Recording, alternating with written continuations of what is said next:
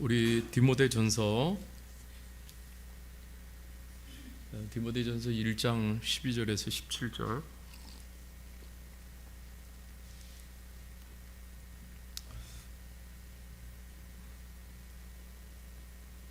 하나님 말씀을 읽겠습니다. 나를 능하게 하신 그리스도 예수 우리 주께 내가 감사함은 나를 충성되이 여겨 내게 직분을 맡기심이니 내가 전에는 비방자여 박해자여 폭행자였으나 도리어 긍휼을 입은 것은 내가 믿지 아니할 때에 알지 못하고 행하였습니다. 우리 주의 은혜가 그리스도 예수 안에 있는 믿음과 사랑과 함께 넘치도록 풍성하였도다. 미쁘다 모든 사람이 받을 만한 이 말이요 그리스도 예수께서 죄인을 구하시려고 세상에 임하셨다 하였도다. 죄인 중에 내가 개순이라. 그러나 내가 긍휼을 입은 까닭은 예수 그리스도께서 내게 일체 오래 참으심을 보이사 후에 주를 믿어 영생 얻는 자들에게 본이 되게 하려 하심이라. 영원하신 왕 곧 썩지 아니하고 보이지 아니하고 홀로 하나이신 하나님께 존귀와 영광이 영원 무궁하도록 있을지어다. 아멘. 네, 오늘 말씀의 제목은 긍휼이 흘러야 산다. 같이 한번 해보겠습니다. 긍휼이 흘러야 산다. 네, 아내가 오늘 영상으로 기도에 참여하는데 저보고 굉장히 감동 있게 인도하라고. 그래서 성령께서 감동을 주실 줄 믿습니다. 참 오늘 금요 이렇게 기도를 준비하고 또 이렇게 생각하면서 좀 제 마음 가운데 한 주간 동안은 이 긍휼이라는 이 단어가 계속해서 이렇게 다가오고 또 묵상하고 또 생각을 하게 되어졌습니다. 우리가 아는 대로 참 세상이 많이 아픕니다. 사람들도 많이 아프고 저마다 인생도 많이 아프고 어떻게 보면 아픔의 시대를 살아가고 있습니다. 정말 우리들에게 무엇이 필요할까요? 사방을 보면은 참 답이 없는 듯합니다. 이럴 때 바로 필요한 것은 긍휼입니다. 이 긍휼을 보면은 이 긍휼은 불쌍히 여기는 마음, 부드러운 동정심, 또 형벌을 가볍게 해주는 마음과 같은 의미를 포함하고 있어요. 영어로는 그래서 이 긍휼을 하면은 mercy라고 이렇게 표현합니다. 히브리어는 라하밈 이렇게 표현하고 헬라어로는 엘레오스 이렇게 표현합니다. 히브리어로 라하밈은 부드러운 감정으로 따뜻한 느낌을 갖게 하는 것, 또 동정하다 이런 의미를 갖고 있어요. 예를 들면 요셉이 그의 동생 베냐민을 이렇게 만날 때 이 요셉이 너무 감동해가지고 막 눈물을 흘렸습니다. 그때 그 눈물을 라하밈 이렇게 쓰고 있습니다. 또 하나님이 고통당하는 이스라엘을 라하밈 해주셔가지고 불쌍히 여겨주셔서 그래서 그 백성들을 하나님이 이렇게 다시 회복시키는 것을 볼 수가 있습니다. 헬라어로 엘로스도 불쌍히 여기는 마음이 이렇게 밖으로 나타나는 행동을 엘레오스라고 이렇게 표현을 해요. 원래는 이 엘레오스는 뱃속 깊은 곳이라는 이런 표현이 있습니다. 여기에는 간절한 사랑이 간직되어 있는 곳이 바로 엘레오스입니다. 그곳에서 흘러나오는 것이 바로 이 긍휼이에요. 예수님이 가장 많이 엘레오스를 보여주셨어요. 예수님이 불쌍히 여기는 감정을 다 행동으로 이렇게 보여주셨죠. 사마리아인의 비유에서도 보면은 강도 만난 자를 불쌍히 여겨서 치료해주고 돌봐주는 것인데 이게 굉장히 자비로운 행동인데 이것이 한마디로 말하면 엘로오스입니다. 엘로오스예요. 그래서 라함임이나 엘로오스는 하나님의 성품의 특징입니다. 시편에서 보면은 하나님은 은혜로우시며 자비로우시며 라함임 이렇게 표현하고 있어요. 또 로하기를 더디하시는 분으로 소개하고 있습니다. 여러분 우리가 인간은 죄인이기 때문에 죄는 긍휼이 흐르는 것을 이렇게 막아버립니다. 그래서 여러분 이 사람이요 이렇게 마음이 계속해서 하나님의 긍휼한 은혜를 받지 못하면 마음이 완악해지고 굉장히 완고해져요. 예수님이 바리새인들에게 이렇게 말씀하셨어요. 나는 자비를 원하지 제사를 원치 않는다. 여기서 자비는 엘로오스예요. 그래서 여러분 긍휼이 흐르지 않으면은 교회는 한마디로 말해서 율법주의에 갇히게 됩니다. 예수님은 예수님 마음에서 나오는 긍휼을 이렇게 베푸는 것을 굉장히 중요하게 여기셨어요. 그래서 이 긍휼은 하나님의 사랑이 넘치는 아주 크고 관대한 마음을 의미하고, 이 긍휼은 하나님의 간절한 사랑을 은유로 표현한 거예요. 바울 사도는 예수님을 믿기 전에는 그의 마음의 방향은 늘 율법주의가 이끄는 곳을 향했습니다. 그러니까 그 마음 안에서 정죄, 판단, 이런 비판의 기능이 더 강했어요. 그래서 그는 율법주의 사역에 완전히 치중했어요. 그 자신도 피곤하지만은 그 주변 사람들이 얼마나 피곤하겠습니까? 그게 주변에 있는 사람들을 한마디로 말해서 지치고 두렵게 만드는 거예요. 때로는 영혼을 죽이는 일을 서슴지 않고 그렇게 행했던 거였습니다. 그런데 그런 바울 사도가 예수님과 접붙여진 사람이 되고 나서는 그 안에 있는 모든 율법주의 이러한 것들을 다 치우게 되고 그 안에 예수 그리스도의 성품이 흘러와서 자리하게 되는데, 그러므로 말미암아 이제 바울 사도의 사역은 긍휼 사역으로 이렇게 바뀌는 것을 볼 수가 있습니다. 한마디로 말해서요, 이 복음 안에 복음이 품고 있는 놀라운 축복이 있습니다. 그것은 바로 긍휼이라는 거예요. 여러분 에베소서 2장 4절 5절에서 바울 사도가 이 복음을 설명하면서 이렇게 표현을 합니다. 2장 4절 5절에서 보면은 긍휼이 풍성하신 하나님이 우리를 사랑하신 그 큰 사랑을 인하여 허물로 죽은 우리를 그리스도와 함께 살리셨고, 이렇게 표현을 하고 있어요. 그런데 여기서 보면 긍휼이 풍성하신 하나님, 긍휼이 하나님 풍성하세요. 이거 다른 말로 말하면은 이 큰 사랑 같은 의미입니다. 여러분 이 사람에게는 이렇게 긍휼이 풍성하지 못해요. 그리고 great love라고 표현했는데 이런 것들을 사람은 흉내 낼 수가 없고 세상도 흉내를 낼 수가 없습니다. 그래서 바울 사도는 그러는 거예요. 복음 안에는 긍휼의 풍성함이 들어있다라는 거예요. 그래서 이 복음의 놀라운 이게 발견인 거예요.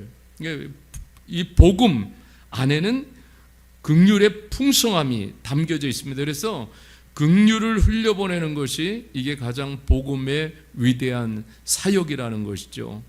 여러분 우리는 예수 그리스도 안에 있는 긍휼 때문에 우리가 살아난 것입니다. 바울은 그렇게 말씀하고 있어요. 그 긍휼이, 하나님의 긍휼이 우리 안에 부어 주셔서 그래서 우리가 살아났다라고 표현하고 있습니다. 나 같은 존재가 예수 그리스도 안으로 들어와서 자녀로 살고 있는 것은 하나님의 긍휼을 입었기 때문에 그런 거예요. 하나님의 긍휼을 입었기 때문에. 여러분 이 복음의 위력을 그래서 깨달을 때 우리는 긍휼을 품고 이렇게 살아가는 복음의 사람이 되는 것입니다. 하나님의 긍휼이 얼마나 풍성한지 그 하나님의 긍휼의 사랑을 경험하면 경험할수록 인생이 달라지고 사람이 바뀌고 변화가 되는 거예요. 근데 이런 긍휼을 알지 못하면은 계속해서 사람은 그 정죄의 덫을 빠져나올 수가 없습니다. 여러분 그래요, 우리가 사람들 보면 답답할 때도 있습니다. 그렇다고 해서 이것 좀 고치고 저것 좀 고치고 좀 다 고쳐졌으면 좋겠는데 사람이 이렇게 고치라고 한다고 그래가지고 고쳐집니까? 절대로 고쳐지지 않습니다. 그건 불가능한 일이에요. 그런데 여러분 어떨 때 고쳐지냐면 하나님의 긍휼한 사랑을 계속해서 경험하다 보면은 내 안에 있는 강한 고집, 아집, 강한 자아가 그 하나님의 긍휼한 사랑에 의해서 녹아내리게 됩니다. 그리고 그렇게 강팍했던 사람이 부드러운 사람이 돼요. 긍휼함 속에는 하나님의 따뜻한 성품이 들어 있습니다. 여러분, 이것이 계속해서 우리 안에 쌓이고 또 흘러 들어오면은 우리도 마찬가지로 그 하나님의 따뜻한 성품을 품고 살아가게 됩니다. 여러분, 사람이 하나님의 따뜻함을 계속 담다 보면은 그 안에서 회복이 되고 치유가 되고 고쳐지는 역사가 일어나게 됩니다. 그래서 저도 사역하면서 하나님이 한때는 감동받을 때까지 사랑하라는 그런 모토를 주셔서 그것을 늘 새기면서 살아가는데, 여러분, 제가 목회하고 선교하면서도 이렇게 돌아보니까는 그 부어주신 그 하나님의 극렬한 은혜와 사랑은 말로 다 할 수가 없어요. 제가 미얀마 사역을 시작한 것도 왠지 제 마음속에 일어나는 하나님의 극렬한 마음이 부어졌기 때문에 행하는 것이죠. 제 이성으로, 제 판단으로는 갈 수가 없어요. 그래서 저는 지금도 이런 마음들을 잃지 않게 해달라고 하나님 앞에 기도를 드리고 있어요. 이런 긍휼이 얼마나 중요한지 몰라요. 하박국서 3장 2절에 보면은 이렇게 표현하고 있어요. 여호와여, 내가 주께 대한 소문을 듣고 놀랐나이다. 여호와여, 주는 주의를 수년 내에 부응하게 하옵소서. 이 수년 내에 나타내시옵소서. 진노 중에라도 긍휼을 잊지 마옵소서.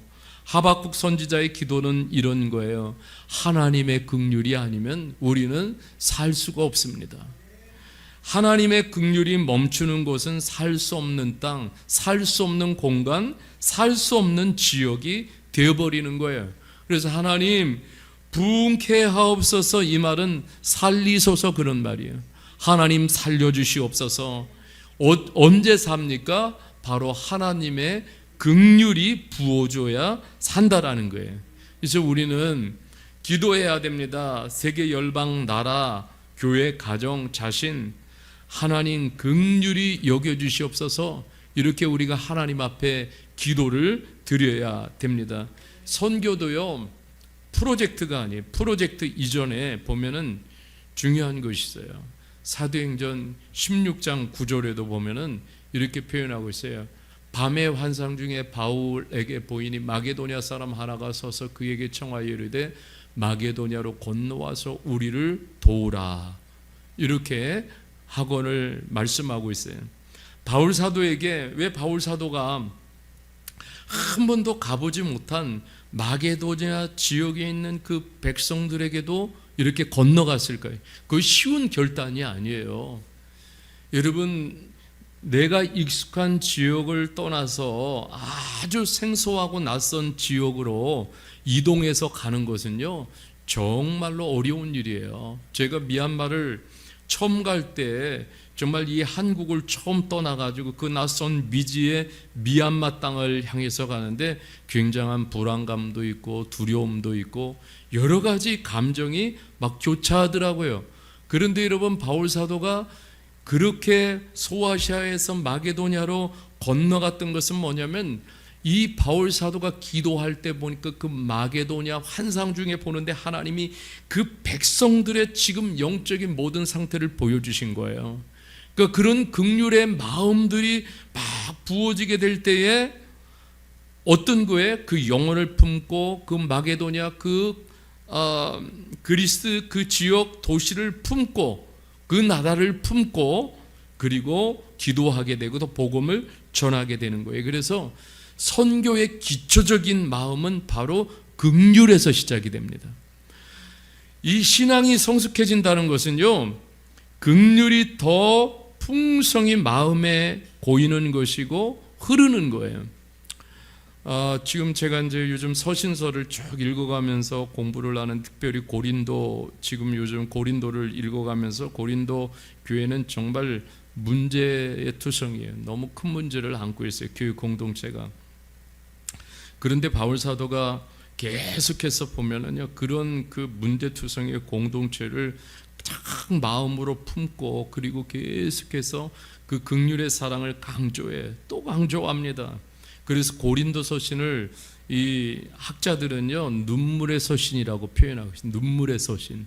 그러니까 한마디로 말해서 모든 바울 사도가 집필한 서신들은 다 눈물의 서신입니다. 눈물로 쓴 거예요. 그러니까 여러분, 교회 문제를 품고 눈물로 편지를 쓴 거예요. 그랬을 때 그 눈물의 편지를 받아든 그 고린도 교인들이 이것을 읽으면서 어떤 일이 일어났습니까? 마음을 바꿨어요.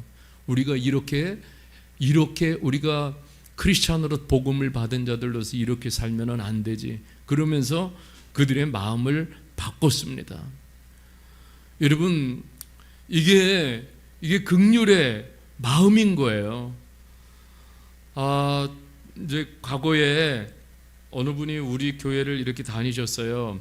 그런데 이제 저한테 하루는 그런 얘기를 해요. 목사님, 뭘 그렇게 다 퍼주십니까? 그래요, 저보고. 그분은 목사님이 다 퍼주는 게 좀 못마땅한 것 같아요. 왜냐하면 교회 살림도 이렇게 쪼들리는데 목사님 맨날 다 퍼준다는 거예요. 제가 웃고 말았습니다. 왜 그렇겠어요? 제 마음속에 있는 하나님의 긍휼 때문에 그렇습니다.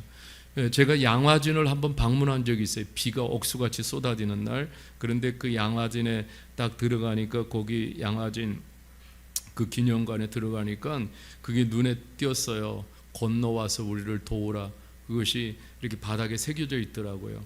선교사님들이 그 험한 태평양을 건너왔습니다. 그런데 거기 내용을 보니까 한 달간 배를 타고 오는데 그 험한 태평양을 건너오는데 한 달이 걸리는데요.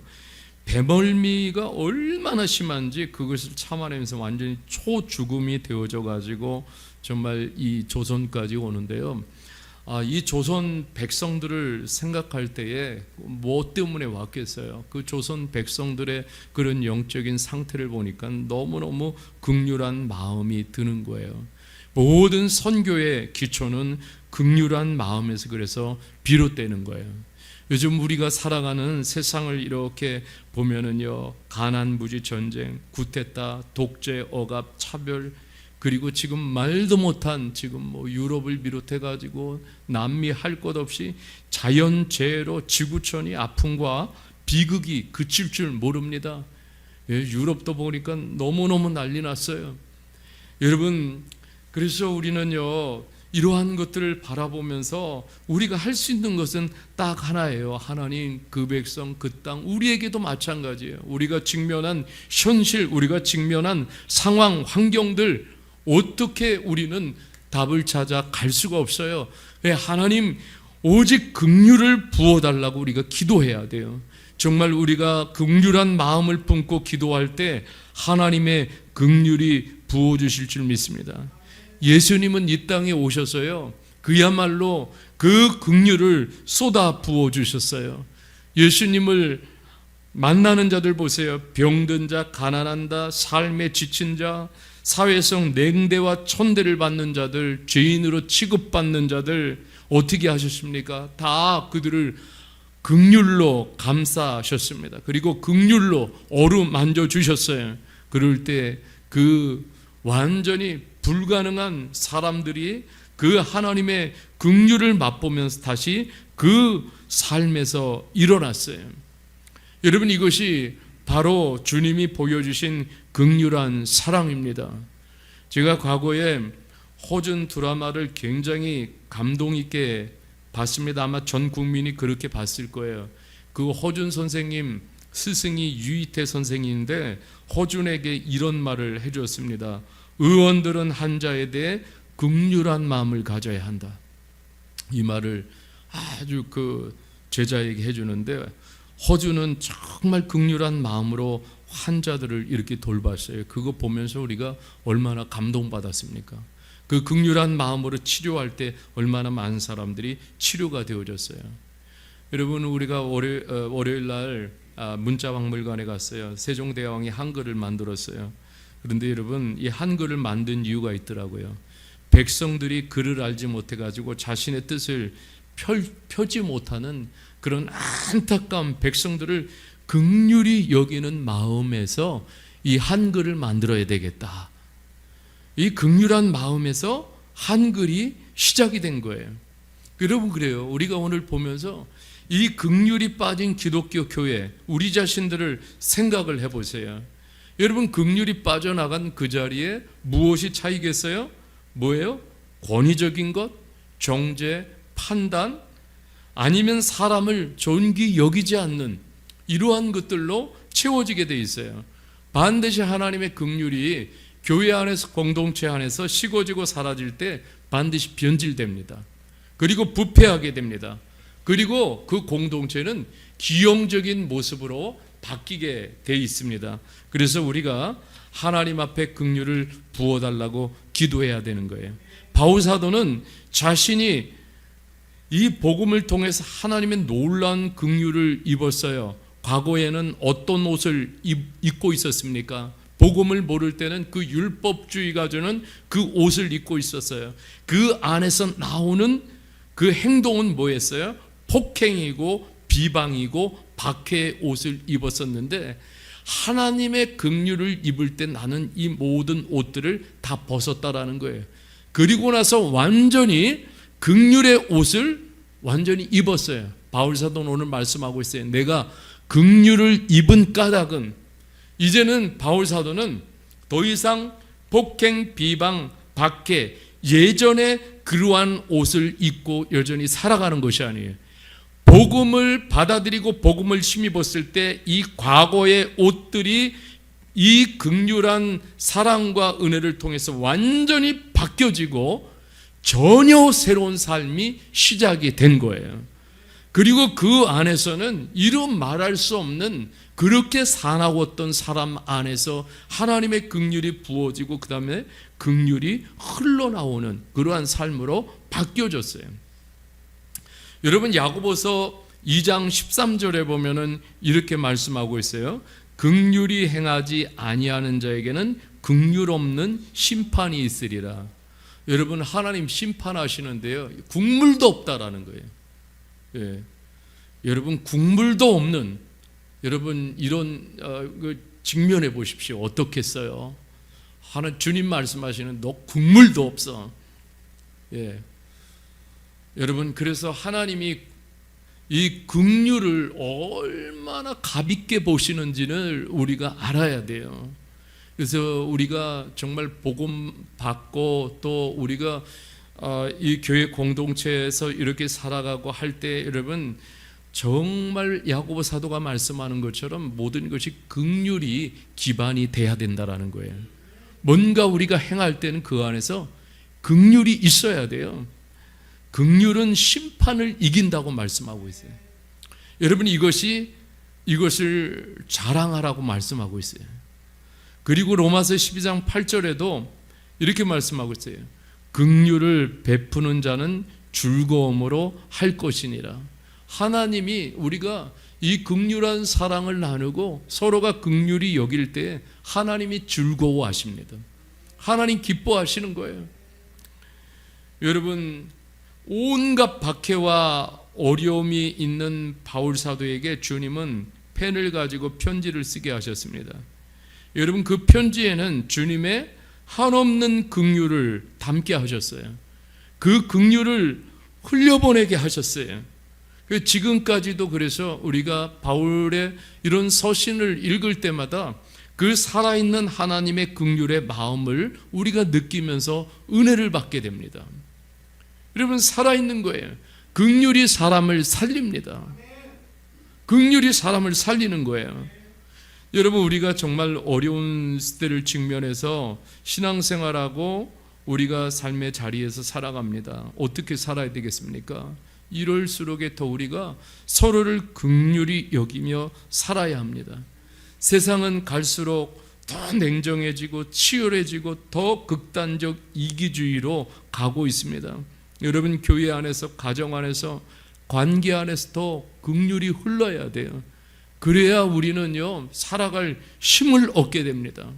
바울 사도는 오늘 본문 1장 16절에서처럼 긍휼을 베푸는 삶의 본이 되었다라고 고백을 하고 있어요.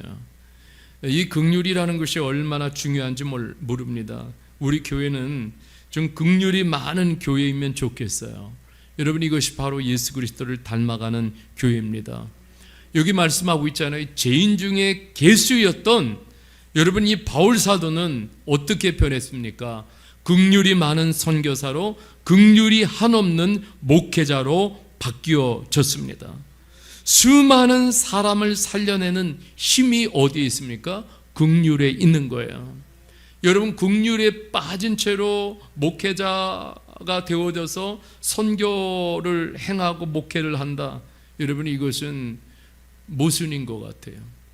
할 수가 없어요. 여러분 그 긍휼에 그래서 본체이신 오늘도 바울 사도는 그 하나님께 영광을 돌리고 있습니다. 우리는 누구나 할 것 없이 다 어려움을 겪으면서 살아가고 또 어려움을 겪으면서 신앙생활을 행하고 있습니다. 그래서 서로에게 또 긍휼한 마음을 가지고 대해주고 긍휼한 마음으로 기도해주고 이게 긍휼을 가지고 사는 것이 굉장히 중요한 거예요. 여러분 긍휼만이 사람을 살리고 긍휼만이 사람을 회복시키는 능력이 있다라는 거예요. 그래서 여러분 오늘도 바울 사도는 계속해서 우리가 서신서를 읽다 보면은 그렇게 말씀하시는 거예요. 이 복음 안에는요 놀라운 여러 가지 하나님의 비밀스러운 축복들이 감춰져 있지만은 그 안에서 놀라운 것은 하나님의 긍휼한 사랑, 하나님의 긍휼한 은혜라는 거예요. 저와 여러분들 모두 설 자격이 없지만은 그러나 이 하나님의 긍휼 때문에 우리가 하나님 앞에 서는 거예요. 하나님의 의를 우리가 받게 되고 의로운 자로 설 수 있는 자격을 얻었는데 그것도 다 하나님의 긍휼 때문에 가능한 거예요. 그래서 오늘 이 말씀을 같이 생각하면서 우리는 이 하나님의 긍휼을 좀 더 갈망하고 또 사모하고 우리 안에서 이 하나님의 긍휼이 정말 하나님의 긍휼이 그런 움직이는 그런 복음의 사람이 되도록 우리가 더 기도하며 나가고 정말 이 긍휼을 흘려보내는 우리의 삶이 되기를 주님의 이름으로 축복합니다. 여러분 이 긍휼이 결국은 살립니다. 여러분 오늘 이 말씀을 같이 생각하면서 우리 기도의 자리로 나가겠습니다. 우리 함께 찬송하며 기도하겠습니다.